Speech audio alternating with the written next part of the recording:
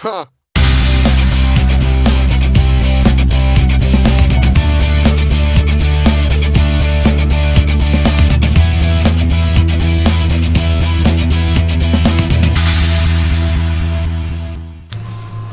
Alright, so I've been fine-tuning.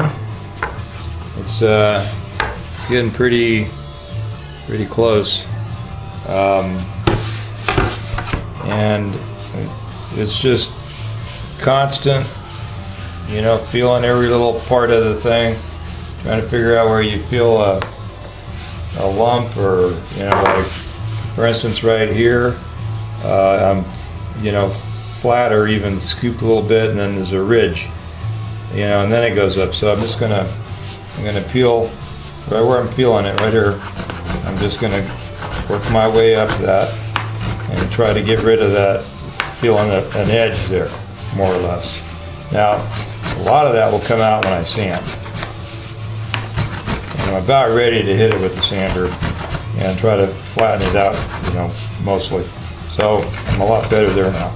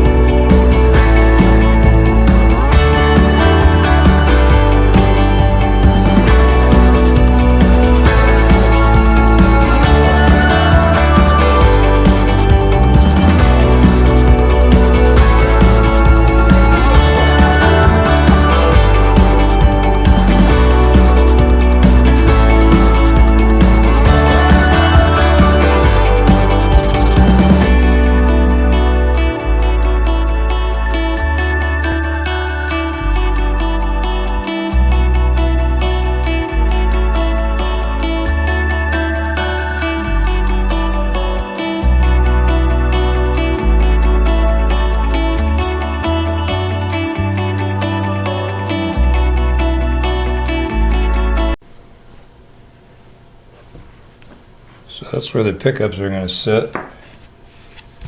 And I got the bridge kind of scribbled in here. And rosewood fretboard, but not this rosewood.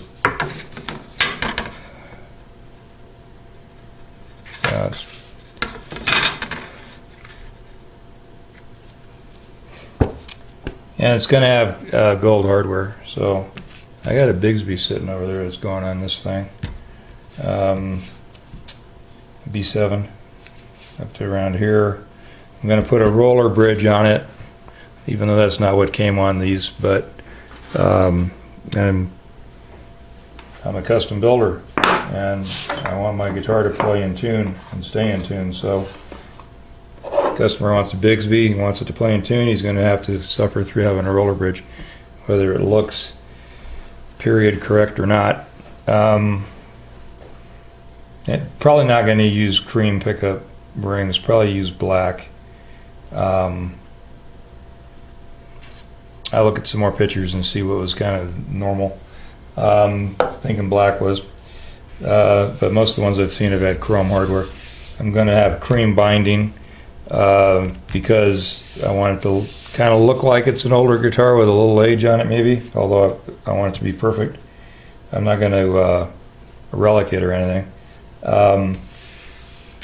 But if I put stark white binding on it, I think that's just going to be too bright against, you know, for the look of what we're going for here. Anyway, what I'm going for.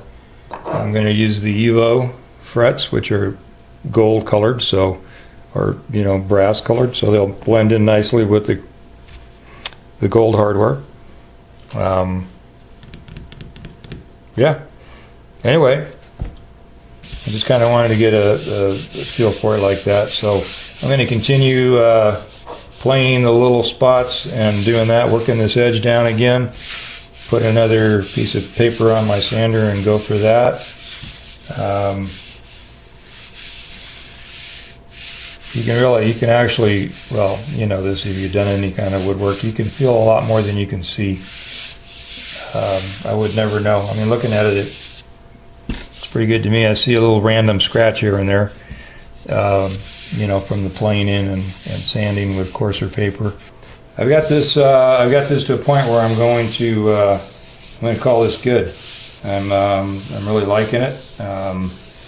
Everywhere feels good, and I'm going to lay my grit out on the back and head over to the drill press and punch my contour holes on the inside, and then start hogging that out. Alright, so I've laid this out, and what you're seeing here is a 1/2 inch grid on either side of the center beam here, the center beam going up. And so, see, I had kind of zoomed in a bit for the other thing, so that may seem extreme. And I did a test on the back.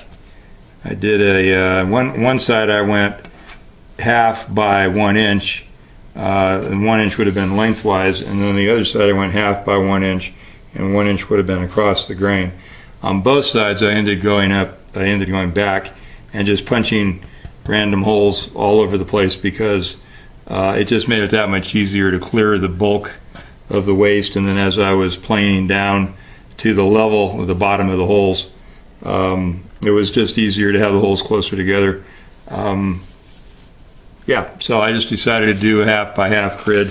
It's going to take a lot longer to drill all those holes. It's going to took me a lot longer to lay it out, for that matter. And so let me explain, if you don't understand the process here.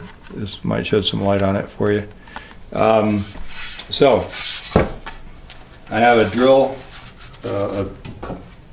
press vise clamped down to the drill press table. I took a random scrap piece of mahogany here, punched a hole in it with this bit, and then tapped this dowel down into it. Then I set the depth of the drill at a fat 1/4 inch, okay, because I want the top to end up being a 1/4 inch thick. And I had a piece of melamine, and I think I just stuck a piece of cardboard or something between the melamine and the drill bit until I just got it right there. So what this does is, because you have a contour on the outside of the piece, you can take and anywhere you drill, you're resting on this dowel. So you're going to drill directly from where that dowel is through. You're going to end up with that predetermined thickness. And so every hole, as I go over some will be much deeper as I go up. You can see the piece going up. As I go up onto the, because this side is flat, as I go up onto the belly, right, the high part of the carve, that's going to be deeper to get down to this, because this level is all flat. So as I go across here, I'm just drilling shallower and shallower holes all the way out to here. And so that's how it works. So let's get going.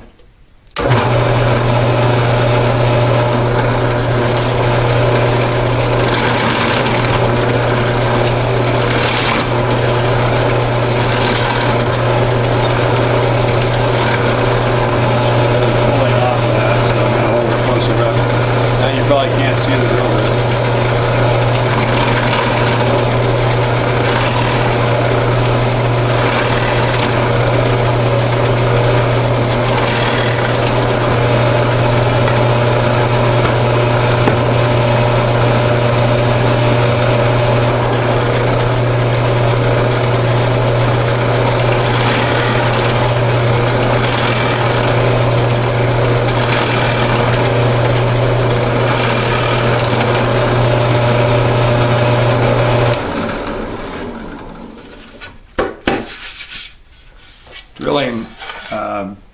Drilling accurately on the X, isn't a huge deal. The only thing I'm doing here, because I'm coming down next to my center block, which I have to carve to, these first few holes drifted that way. Didn't cross the line, but got a little too close. So it doesn't seem to be a problem matter. Anywhere else, and around the perimeter, I want to be careful with that, but anywhere in the field it really doesn't matter if the bit drifts. It's just I got these areas I want to be able to cut to, and not have the drill bit tell me where I have to go to, or the hole that I punched.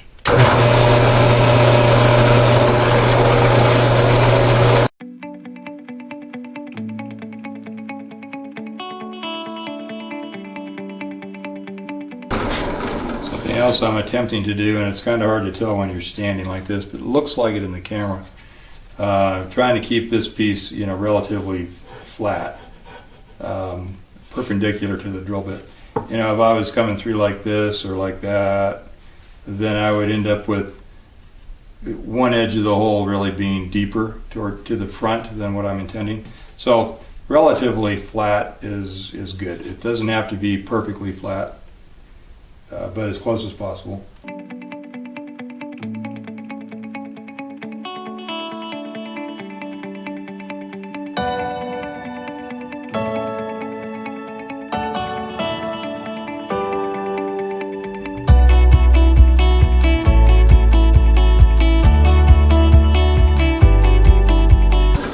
Well, as tedious as that is to do, I can imagine it's even more tedious to watch. So